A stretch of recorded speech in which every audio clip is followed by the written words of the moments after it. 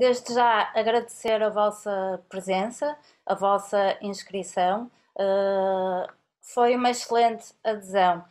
Isto prova e é uma grande conquista não só para a saúde mental, mas acima de tudo para todos aqueles profissionais que trabalham direta ou indiretamente nas áreas dos comportamentos aditivos e dependências. Não posso deixar de fazer um agradecimento a toda a administração do Trofa Saúde do Hospital Central e também ao coordenador do Hospital de Neurociências pela oportunidade e também pela confiança que depositaram para a apresentação deste tema. A apresentação deste tema surge na sequência da nossa unidade de comportamentos aditivos e dependências do Hospital de Neurociências. O tema dependências químicas, acima de tudo, enquadrado também numa atualidade no contexto pandémico que todos nós estamos a vivenciar. De forma geral, vou falar das dependências e dos comportamentos aditivos, embora que o tema hoje seja exclusivamente dedicado às dependências químicas, mas de forma geral falar de algumas drogas, tanto ilícitas como lícitas, no fundo explicar um bocadinho os efeitos, tendo em conta que este webinar é dirigido ao público em geral, por isso generalizar o mais possível o tema, não podemos estar a direcionar para aspectos muito técnicos.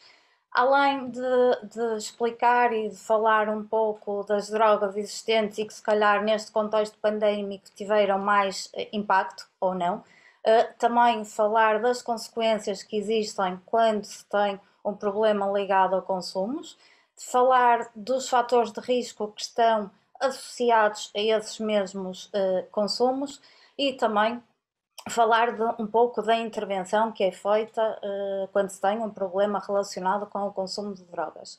Falar também depois da nossa unidade de comportamentos aditivos e dependências do Hospital de Neurociências, explicar o funcionamento, quais são as respostas que temos e, no fundo, de que forma é que as pessoas também que nos procuram podem obter uma ajuda. E eu vou partilhar uma apresentação que peço que vão acompanhando. Não vou ter o site ligado, por isso pedia que no final da apresentação, ou mesmo ao longo da apresentação, fossem esclarecendo as vossas dúvidas por essa via. Depois, no final da apresentação, irei ler as vossas mensagens e ir respondendo dentro do tempo também que ainda nos for disponibilizado. Então passarei à apresentação, vou partilhar.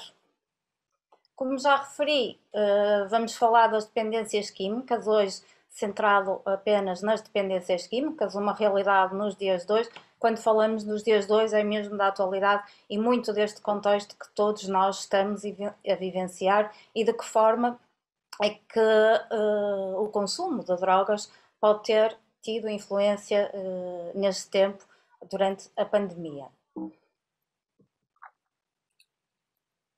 Assim, podemos dividir os comportamentos aditivos e dependências, sobretudo, em três grandes áreas: as dependências com substâncias, as dependências sem substâncias e os comportamentos aditivos. Dependências com substâncias, podemos falar do álcool, heroína, cocaína, anfetaminas, medicação, etc. Dependências sem substâncias, e muito também se tem falado ao longo deste tempo, pelo facto das pessoas ficarem mais em casa, se terem dedicado muito ao jogo, não é? Tornando-se tudo depois numa questão até de um comportamento mais até patológico. Estamos a falar de jogo online, jogo offline, raspadinhas, o que seja. Dependências sem substâncias também podemos falar de codependência, mas como disse, hoje vamos nos centrar apenas das dependências com substâncias. Além das que eu já referi sem substâncias, também a importância das redes sociais, da internet, que tem hoje em dia um impacto bastante significativo na nossa sociedade. Em termos de comportamentos aditivos, poderíamos falar, por exemplo, de compras, sexo, vigorexia, ortorexia e entre muitos outros. Relativamente às dependências, então, com substâncias. Vamos dividi-las de acordo com a atividade que exerce no sistema nervoso central e por isso estão divididas entre depressoras, estimulantes, perturbadoras. Em termos de depressoras, substâncias depressoras, ou seja, aquelas que no fundo vão ter uma influência no sistema nervoso central, ou seja, vão deprimir as atividades do sistema nervoso central, podemos referir o álcool, a heroína e os fármacos. São estes três que vamos direcionar. Em termos de drogas estimulantes, significam que vão exercer uma atividade bastante estimulante no sistema nervoso central, como a cocaína, as anfetaminas, a nicotina e a cafeína. Em termos de substâncias perturbadoras, que lá está, vão alterar o funcionamento do sistema nervoso central, ou mesmo podendo ser consideradas de alucinogénias, temos a cannabis, o LSD e os chamados cogumelos. Vou falar bastante sobre o álcool, muito menos do que aquilo que eu gostaria, tendo em conta que falar deste tema, dependências e comportamentos aditivos, é um tema bastante extenso e bastante entusiasmante falar de todas as substâncias e de todos os fatores que englobam o tema. Falar do álcool especificamente, tendo em conta a atualidade, houve um aumento do consumo do álcool, principalmente nesta fase pandémica, muito associado à rotina que se criou, aos confinamentos, etc. Mas falar do álcool é sempre desafiante. Tentei condensar um mínimo de informação que possa ser útil para todos os participantes, tendo em conta que nem todos são profissionais de saúde, temos educadores e o público em geral, e vai ser sempre muito generalista, quando se fala do álcool, ser desta forma, tentar o mais simples e objetiva possível.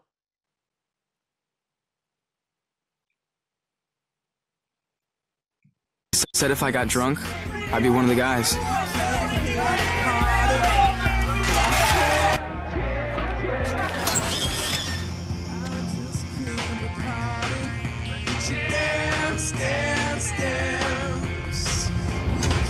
They said if I got drunk, I'd be one of the guys.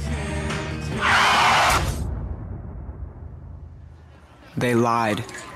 Find out the truth about drugs. E falar do álcool é falar também de como se inicia este consumo, que por norma inicia-se com uma idade bastante jovem. Por exemplo, estamos a falar de doentes ou não mais velhos que relatam ter começado os consumos de álcool quase ainda na infância.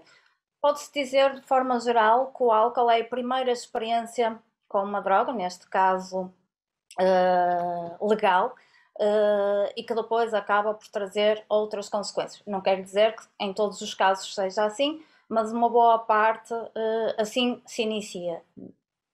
Em termos dos efeitos agudos do álcool, de forma geral, temos que ter sempre em conta que há fatores individuais que vão sempre interferir e os efeitos dados em determinada pessoa não quer dizer que tenham que ser dados noutra pessoa. Isto é sempre de forma individual.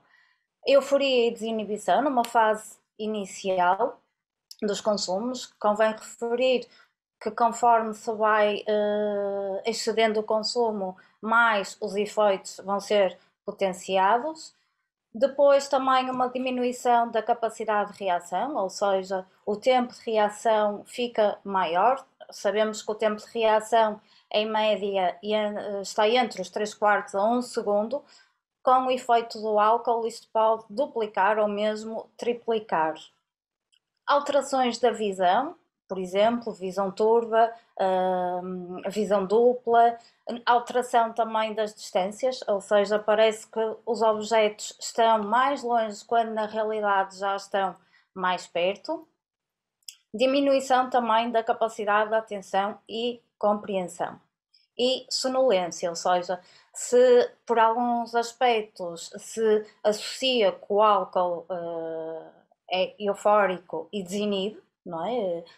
Promovendo também algumas relações, se assim se pode dizer, depois, conforme a ingestão vai provocando sonolência.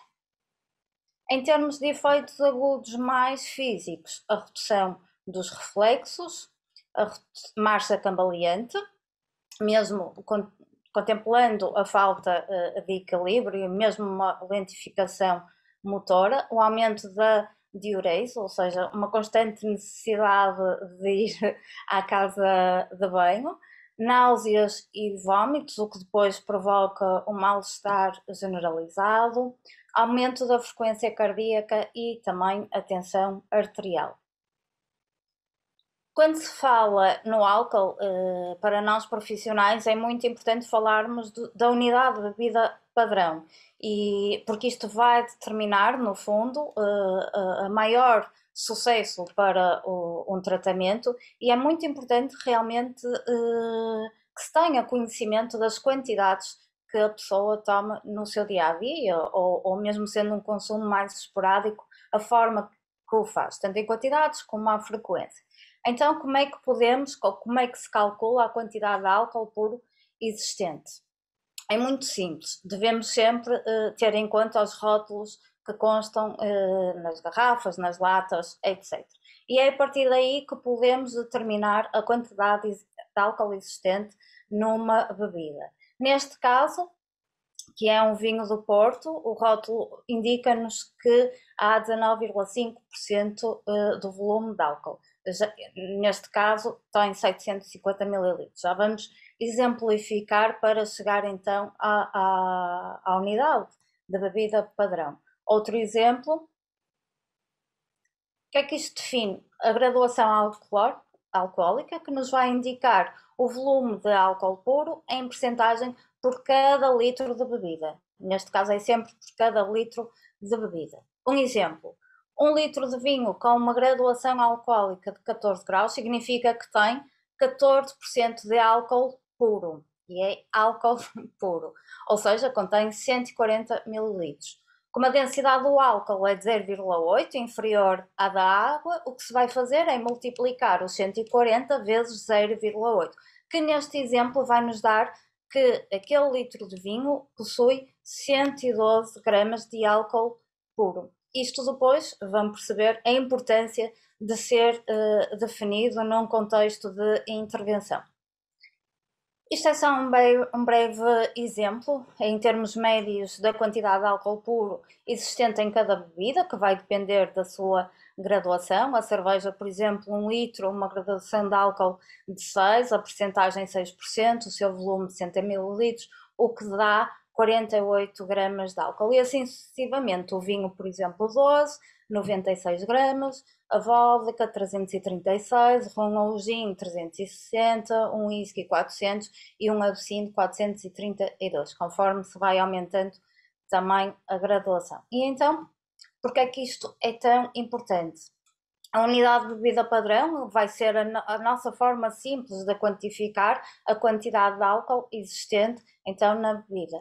A unidade de bebida padrão, conforme está definida, é que contém cerca de 10 gramas de álcool puro. O que é que isto significa? Por exemplo, se beber uma cerveja, um copo de vinho tinto, um aperitivo ou um whisky, nas quantidades que estão expostas, a cerveja 300 ml, o vinho tinto 100 ml, aperitivo 50 e o whisky 30, tendo em conta a graduação, seja no caso da cerveja 12 no vinho tinto, 20 no aperitivo e 40 no whisky, diz-nos que, de acordo com estas quantidades, existe cerca de 10 gramas de álcool puro.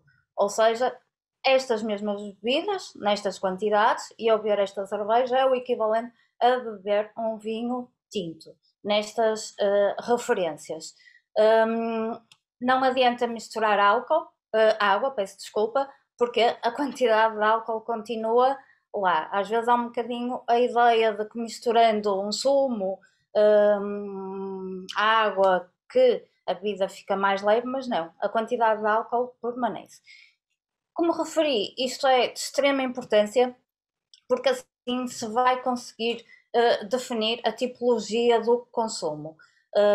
E o que é isto da tipologia de consumo? Depois é referenciar se é um consumo de baixo risco, nocivo, ou se já está enquadrado mesmo numa dependência. A Organização Mundial de Saúde, e tendo em conta a consideração do que é a unidade de vida padrão, indica que a unidade de vida padrão, para não se ter consequências, é até 2 unidades por dia, no caso dos homens, e até 1 unidade por dia, no caso das mulheres. 5 dias por semana, com paragem de 2. Depois aqui a frequência também tem muita relevância. Atualmente assistimos a um padrão de consumo mais regular, mas antes da pandemia assistíamos a um consumo mais esperado, principalmente por parte dos jovens, mas em grandes quantidades, num curto espaço de tempo. Quando estamos a falar de grandes quantidades, estamos a falar de 6 unidades padrão ou mais num curto espaço de tempo. E assim é definido o baixo risco, como referi, até 2 unidades por dia no caso dos homens, até 1 unidade por dia no caso das mulheres. Isto significa que, abaixo disto, o que se bebe quase que não trará consequências, tanto físicas como psicológicas, devido a este consumo. Depois falamos do consumo de risco, que está, no caso dos homens, entre 4 a 6 unidades padrão, e no caso das mulheres, entre 2 a 4 unidades padrão. Já falamos de um consumo nocivo, no caso dos homens, mais de 6 unidades, e depois, no caso das mulheres, mais de 4 unidades. E passamos então para a questão da dependência e o que é isto da dependência do álcool. Falamos sempre, mesmo que o consumo seja de baixo risco ou de risco, que existe ou poderá existir um problema ligado ao álcool. Como disse, é sempre muito importante, além das quantidades, definirmos a frequência e a forma como é consumida. Em termos de dependência, vê-se um grande desejo, um desejo intenso pela bebida, pelo consumo, uma forte necessidade ou mesmo uma compulsão para beber, isto mesmo mantendo o comportamento, mantendo esta compulsão, mesmo apesar das consequências, não é? Familiares, profissionais, o que seja. Ou seja, mesmo essas consequências não são inibidoras para se conseguir parar o consumo. O consumo será sempre a prioridade, independentemente de tudo. Lá está, associada à perda de controle, há muitas situações que a pessoa começa a beber e depois a dificuldade é mesmo conseguir parar, não é? Os relatos são, eu começo e depois não consigo parar, eu quero parar e não consigo. Aquela ideia de associada que eu sei o meu limite, eu sei até onde posso ir, não, na realidade ninguém sabe, e daí existir a incapacidade para moderar ou conseguir limitar a forma de beber, nomeadamente em determinada ocasião. Sabemos que há ocasiões, nomeadamente festivas, que levam a um exagero do consumo, mas depois é mesmo esta incapacidade, esta perda de controle, que se associa bastante à dependência. Ainda falando de dependência, temos que falar da dependência física que o álcool provoca, que pode ter sintomas como náuseas, suores, tremores e ansiedade, convulsões ou até mesmo delírio, tremos. Os sintomas de abstinência normalmente aparecem entre 8 a 12 horas após o último consumo e pode se tornar em situações bastante complicadas, se não devidamente acompanhadas, quando suspendem o consumo de forma abrupta. Têm sempre que ter um acompanhamento de preferência multidisciplinar para dar seguimento a esta interrupção nos consumos. Lá está, isto sempre tendo em conta a avaliação da tipologia que é feita dos consumos.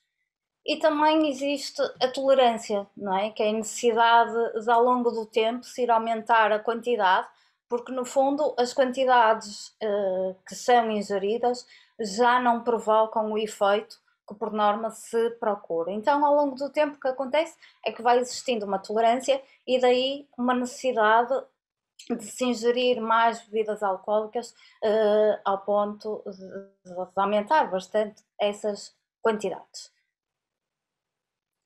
De forma geral, o álcool traz muitas consequências, tanto a nível físico como mental. Pode-se dizer que o álcool é das drogas que mais consequências traz e tem um elevado número de mortes associado às patologias que se vão desenvolvendo com o consumo de álcool, mas muito rapidamente consequências agudas a nível da perturbação cognitiva, da consciência, da percepção, dos comportamentos, podendo mesmo chegar a comportamentos mais agressivos, alterações do humor, tanto euforia como mais depressivos, e o coma. Náuseas, vômitos, diarreia, pancreatite aguda, hepatite alcoólica, insuficiência hepática aguda, arritmias, depressão respiratória, provocando mesmo também acidentes. A nível das consequências crónicas, a dependência, alterações do comportamento, depressão, ansiedade, demência, por vezes fica difícil de perceber até que ponto algumas limitações são consequência do consumo do álcool ou já de alguma demência. Transtornos neurológicos, anemia multifatorial, déficit de vitaminas, o álcool e efetivamente criam déficits muito grandes de vitaminas, desnutrição, alterações da coagulação, varizes, gastrite, hepatite, cirrose hepática e por aí fora.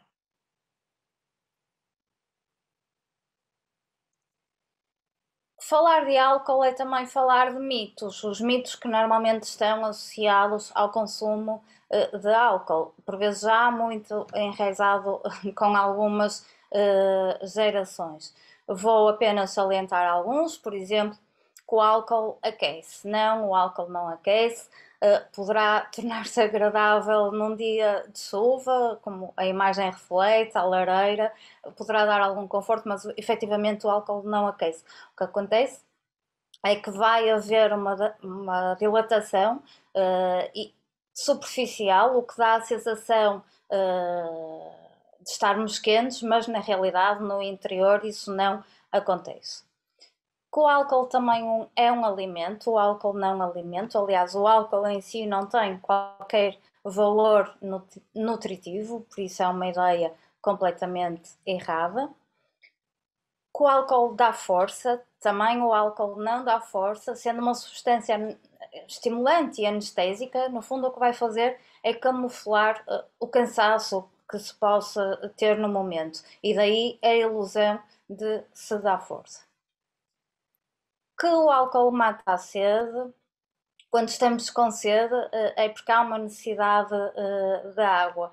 O álcool vai fazer precisamente o contrário, não é? Vai haver, se há mais necessidade de irmos à casa de banho, estamos no fundo a eliminar álcool do nosso organismo, a eliminar a água, peço desculpa, do nosso organismo, que é tão essencial e causando mesmo a desidratação.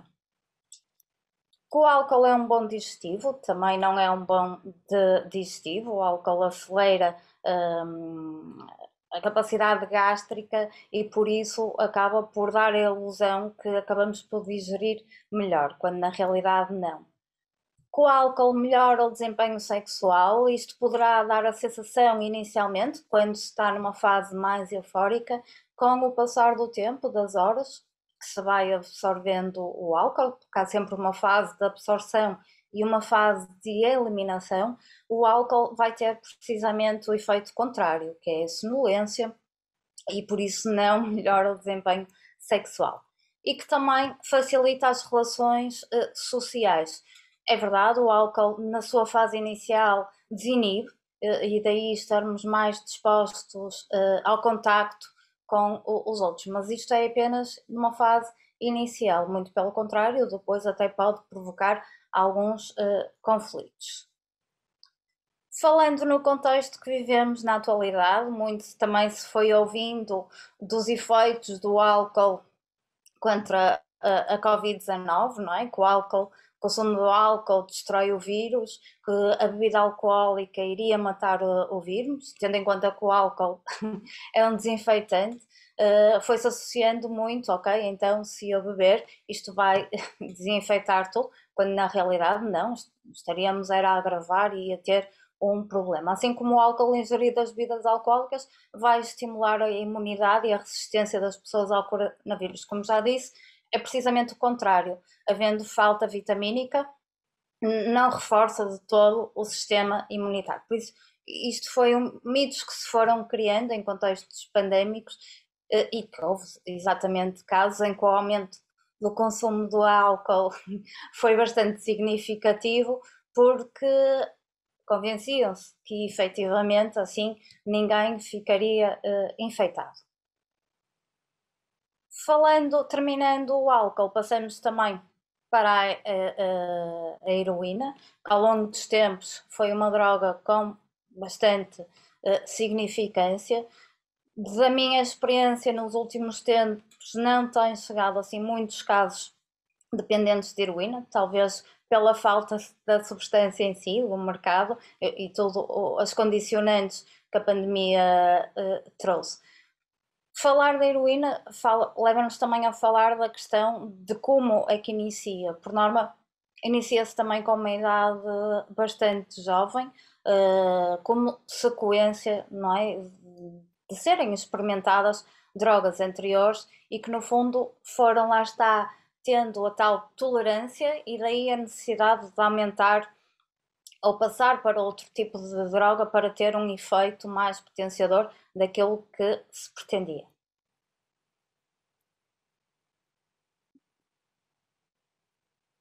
He said heroin would be the best high I ever had.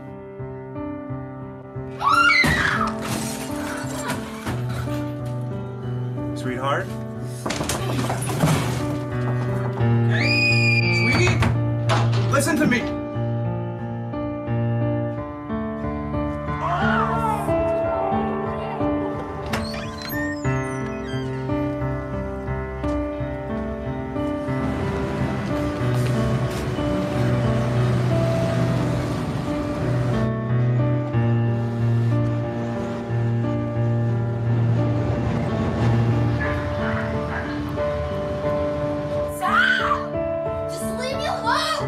He said heroin would be the best high I ever had. They lied. E o início é muito isto, não é?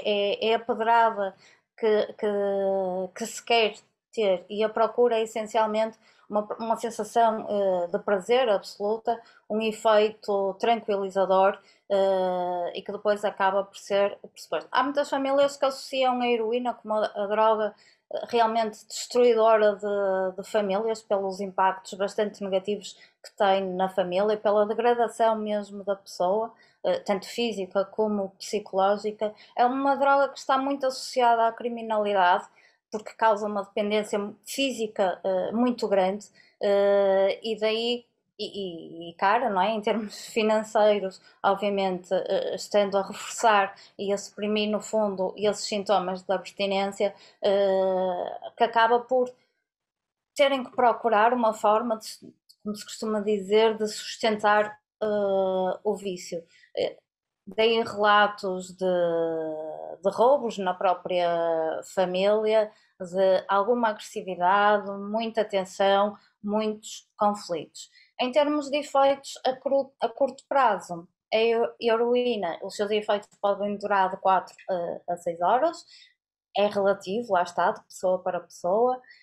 É procura de sensação de bem-estar e felicidade, acima de tudo. Sonolência e lentidão nos pensamentos e movimentos, causando também náuseas, vômitos, coceiras, sensação de boca seca, impressão de que as extremidades do corpo estão pesadas. De forma geral, os efeitos a longo prazo são muitos, é mesmo uma das drogas que traz mesmo muitos efeitos a longo prazo, má dentição, por exemplo, inflamação das gengivas, constipação, suores, comichão, doenças respiratórias, depressão, perda de apetite, insónia. É uma droga, porque o seu consumo também pode ser injetado, que leva a muitas doenças como o HIV ou hepatites, e que há um descuido depois, também é preciso salientar que por vezes há um descuido da própria saúde por parte destes dependentes. Overdose, ou seja, que é isto, overdose, é quando há uma quantidade excessiva num dado momento, pode levar à perda de consciência, à confusão, à respiração acelerada, a vômitos, convulsões, coma e morte. O síndrome de abstinência, ou seja, o que é o síndrome de abstinência? É os efeitos que se tem quando se para de consumir e como disse, a heroína cria muita dependência física e que não é suportável. Daí também ter que existir um acompanhamento bastante rigoroso para quando alguém decide parar de consumir, porque os efeitos que pode sentir são realmente muito difíceis. Nos efeitos mais frequentes, arrepios, inquietação, dores musculares, ansiedade, muita ansiedade, bocejos, lacrimejamento e rinorreia, sempre aquela sensação de pingo no nariz, náuseas e taquicardia, aumento da pressão arterial. Falando também agora de outras substâncias, os fármacos, que ao longo da pandemia verificou-se que havia uma automedicação, ou o que era prescrito era feito em doses que não estavam recomendadas, e podemos referir as benzodiazepinas, antidepressivos, a morfina, como outros opiáceos. Obviamente isto também tem implicações no sistema nervoso central, por isso é considerado, está enquadrado nas substâncias depressoras do sistema nervoso central, por vezes muito associados também tanto aos efeitos do álcool como da heroína.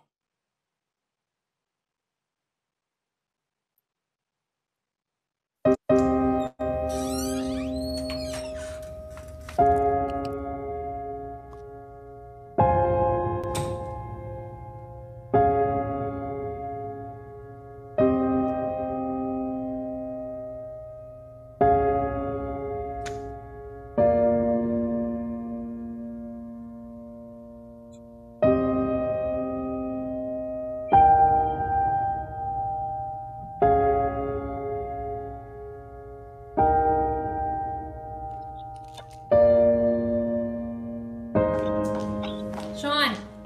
Come on, Sean, you gotta wake up. You're not gonna be late again. Sean! Sean? Oh, no. They said prescription painkillers were totally safe. They lied. Ou seja, há que ter consciência que a ingestão tem que ser conforme o que é prescrita, não haver realmente uma autogestão do que é prescrito, porque pode haver mesmo complicações bastante sérias. Passamos então para as substâncias estimulantes, ou seja, que vão estimular o sistema nervoso central nas suas funções. Falamos então da cocaína. A cocaína, hoje em dia, muito associada à droga, entre aspas, dos ricos, ok? Se a heroína, por exemplo, está mais associada a indivíduos de baixa escolaridade, num ambiente mais desfavorecido, com uma família mais desestruturada, a cocaína surge também no oposto, ok? Com pessoas muito diferenciadas, com um nível de escolaridade bastante elevado e que no nosso dia-a-dia convivemos e possivelmente se diz que não consomem qualquer tipo de substâncias. Já vamos perceber também um pouco os efeitos da cocaína. They said if I did coke, I could party all night. Have a great time. Tara, just loving that high. What is that?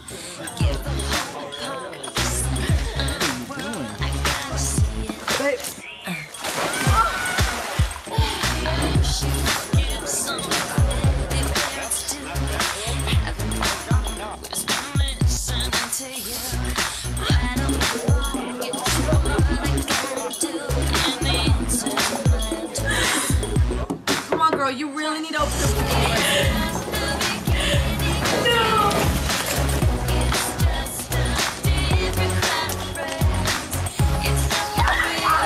They said if I did coke, I could party all night. They lied. E é muito isto que se procura nos consumos de heroína. É o estar presente a noite toda, é conseguir curtir a noite toda. Há uma tendência também, principalmente para quem tem história de consumos, que é mesmo havendo uma suspensão nos consumos de heroína, depois quando há um consumo de álcool, muito facilmente, porque existe aquela incapacidade de controle, muito facilmente passam para o consumo de heroína. Efeitos a curto prazo da heroína: euforia intensa, ansiedade e também pode existir alguma paranoia, perda de apetite, náuseas, aumento da pressão arterial, hábitos de sono perturbado, depressão. Isto surge depois dos efeitos da cocaína, não é? Nomeadamente os efeitos iniciais, porque há uma constante procura, passa o efeito e há um desejo muito intenso para se continuar a consumir. Pode mesmo haver alucinações auditivas e táteis, do género a sensação de que estão bichos a percorrer o nosso corpo, e convulsões. Efeitos a longo prazo: muitos danos no fígado, rins e pulmões, também um desgaste dos dentes, quando o consumo é feito não snifado, mas sim através do roçar na gengiva, por exemplo. Danos no cérebro, irritabilidade e alterações comportamentais, desorientação, delírio ou psicose, e também disfunções sexuais, associado muito a disfunções sexuais, e insuficiência cardíaca, assim como a destruição dos tecidos nasais, exatamente quando o consumo é snifado. A síndrome da abstinência da cocaína leva a um craving intenso, ou seja, um desejo muito profundo para voltar a consumir, irritabilidade e alterações comportamentais, fadiga, depressão, como também já referi, e ação autodestrutiva, ou seja, uma ideia de que ter pensamentos realmente que podem até levar ao suicídio. As anfetaminas, incluindo na mesma nos estimulantes, podemos dizer que com isto da pandemia, sendo uma droga muito associada a festas, a afters, etc., diminuiu bastante o consumo pelas condições e pelas restrições que obviamente foram impostas. They said half a hit of E would be fun.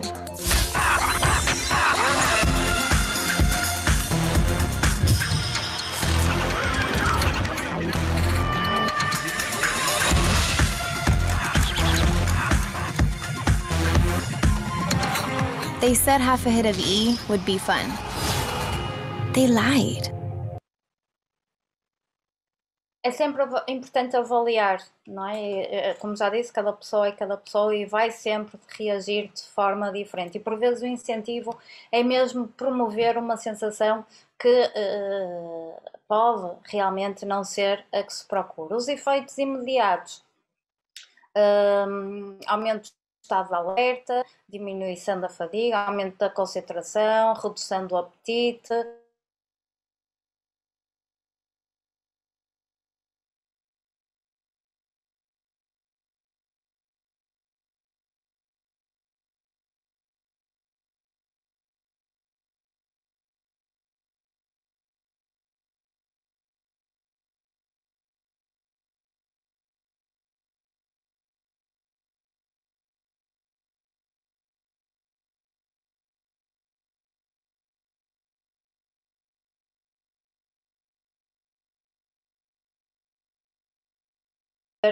consequências em termos de alucinações, tanto auditivas como visuais e sensoriais.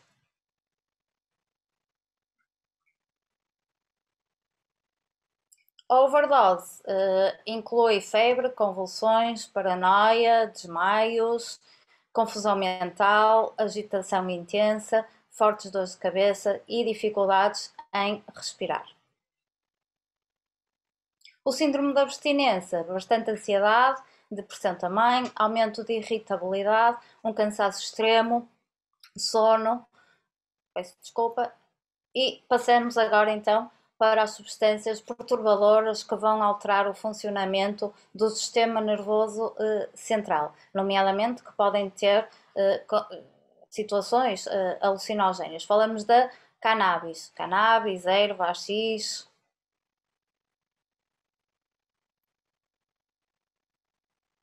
Said drugs would make you cool. Oh, go in my room. I just asked you. No, Mom, shut up, Mom. Tell me to shut Leave me up. alone. Get back here. Mijo. Just say it to my face, dude. What? Just say it, dude. What? To my face. What's wrong with you? Man, forget you guys.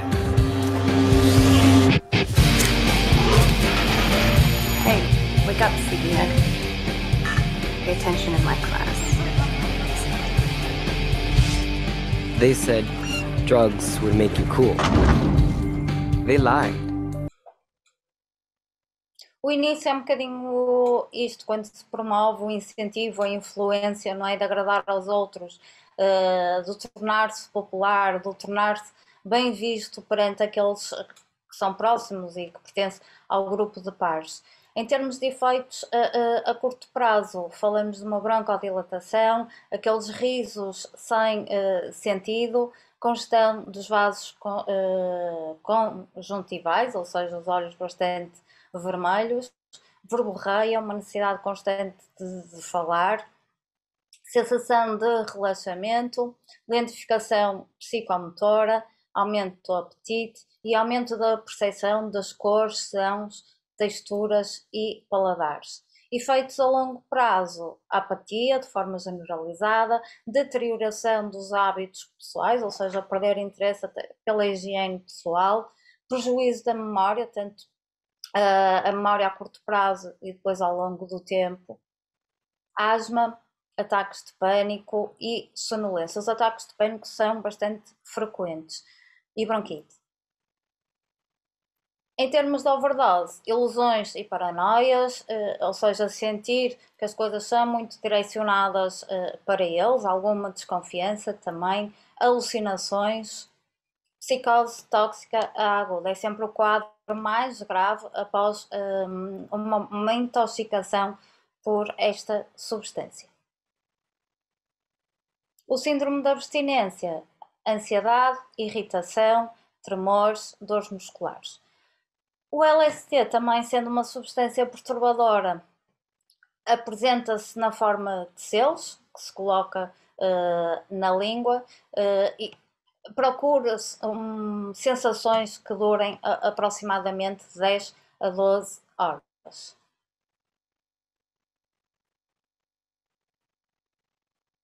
Said acid would help me forget my problems. There's a separate universe inside each and every one of us. You kill him. I'm not gonna kill him. Reality is the prison of the mind, and when we die, black holes of our mind open up, and we're forced through the gates to infinite insanity. They said LSD would help me forget my problems. They lied. Há muita ideia, não é, que as drogas são procuradas para esquecer os problemas e por vezes pode mesmo haver essa sensação, mas na realidade o que acontece é que vai-se criar vários problemas em várias dimensões. De forma muito rápida, o LSD, os seus efeitos de distorção das percepções, ideias delirantes, cores alteradas com os sons, alucinações e despersonalização. E também a chamada bad trip, ou seja, consumir e ter a má viagem. Aumenta a tensão arterial, taquicardia, alucinações, lesão cerebral, podendo dar a ocorrência de acidentes e até mesmo o suicídio. E vamos imaginar alguém que está a ter determinada situação, por exemplo, está em cima de um prédio, a achar que está em cima de uma árvore mais baixa e atirar-se. As consequências dos consumos, a nível geral, destes consumos, destas substâncias que falei até agora, podem trazer consequências tanto a nível familiar, ou seja, conflitos familiares acentuados dependendo da gravidade da situação, e também negligência parental. No trabalho, uma diminuição do rendimento laboral, aumento do absentismo, aumento de acidentes, quando se está a trabalhar, nomeadamente, por exemplo, com máquinas sob o efeito de substâncias psicoativas, desemprego prolongado, constante, porque baixas médicas que depois podem levar a uma extinção até do trabalho, e também reformas prematuras. A nível da comunidade, perturbações nas relações sociais e da ordem pública, atos violentos, criminalidade, desemprego, acidentes de viação, degradação da saúde e do nível de vida e bem-estar de toda a comunidade. Falando dos fatores de risco que, por norma, estão muito associados aos consumos e às dependências, falamos de fatores de risco psicológicos, muito individuais, ou seja, também se há ou não comorbilidades psicopatológicas, como ansiedade, depressão, transtorno de personalidade, até a existência de história bastante anterior de abuso de substâncias, traumas, abusos de forma geral, e também uma baixa tolerância à frustração. A nível social, em termos de fatores de risco, a escolaridade poderá ser apontada como um fator de risco, a família e o ambiente. A nível biológico, uma predisposição genética, também o sistema de recompensa do sistema nervoso central e resistência aos efeitos das substâncias. Falando da intervenção de uma forma muito generalizada nos comportamentos aditivos e nas dependências, focamos a entrevista motivacional. Aqui é muito importante estabelecer, além de uma relação, a motivação de cada um e o que é procurado, onde é avaliado a história pessoal, o motivo que levou à intervenção, a história familiar, os antecedentes, a história de saúde, etc. Eu costumo dizer que não vale a pena forçar alguém que não está motivado. Por vezes é curioso chegar à sala de espera e chamar o nome do paciente que estaria agendado e vir alguém do sexo oposto, não é? Numa forma de forçar o outro a ter um tratamento. Depois também a intervenção breve, que vai de encontro àquilo que foi definido e àquilo que se conseguiu avaliar na entrevista motivacional. Quando necessário, encaminhar para uma terapia farmacológica, tanto com antidepressivos, benzodiazepinas, antipsicóticos, tratamentos de substituição ou mesmo tratamentos de manutenção. Uma prevenção na recaída, depois é muito importante, quando se consegue efetivamente uma abstinência, a manutenção dessa abstinência. É importante trabalhar então e percebermos quais são os fatores de risco mais importantes e estar muito atento para que não exista uma recaída. A psicoeducação também é bastante relevante. As intervenções depois podem se manter a médio e longo prazo, lá está, mediante a avaliação efetuada e a necessidade de cada paciente. E também intervenções familiares e conjugais. Sabemos que no caso das dependências, a intervenção familiar e a família em si é muito, muito importante, e depois com todos os desequilíbrios, todos os conflitos que surgem, porque tu não tens vontade nenhuma, nem por mim consegues fazer isto, nem pelos teus filhos. Ou seja, às vezes não é assim tão fácil, às vezes a força de vontade não é suficiente, e a intervenção com a família ou com o casal, se for o caso, torna-se fundamental para o sucesso do tratamento. Contraindicações para qualquer consumo destas substâncias, idade inferior a 18 anos, ou seja, estamos a falar que nas idades inferiores a 18 anos ainda há uma maturação, um desenvolvimento da maturação cerebral, por isso qualquer substância vai claramente interferir com esta maturação cerebral. Mulheres grávidas ou a amamentar, pelos riscos, obviamente, que traz para o feito, condução ou operação de máquinas, medicação, estando a pessoa já a fazer alguma medicação, e também doenças associadas. Falo então agora um pouco da nossa unidade de comportamentos aditivos e dependências do Troffa Saúde Hospital Central, inserido no Hospital de Neurociências. É uma unidade que nos deixa a todos bastante orgulhosos pelas respostas que ao longo do tempo e da sua existência foram vindo a ser definidas. Nesta unidade damos resposta a todas estas áreas, a todas estas substâncias. Houve algumas, muitas, que não falamos, nomeadamente umas mais legais, como o tabaco, por exemplo. Também temos respostas em termos de consulta de cessação tabágica, mas o processo quase se inicia sempre por uma consulta externa, quer seja de urgência ou não. A consulta externa engloba uma equipa multidisciplinar, consulta de psiquiatria, consulta de psicologia, medicina geral e familiar, sempre que necessário encaminhar, por exemplo, para nutrição, neurologia e por aí fora. Ou seja, nesta unidade conseguimos de uma forma rápida dar resposta a todas as necessidades de um paciente.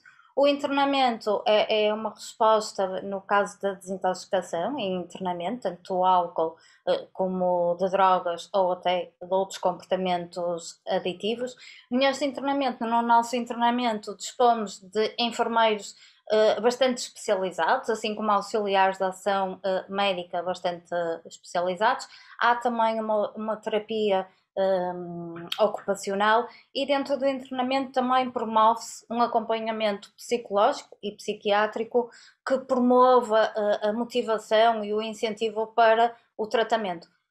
Posso dizer que há mais adesão, por exemplo, nos dependentes de álcool do que, por exemplo, nos dependentes de heroína, cocaína, etc.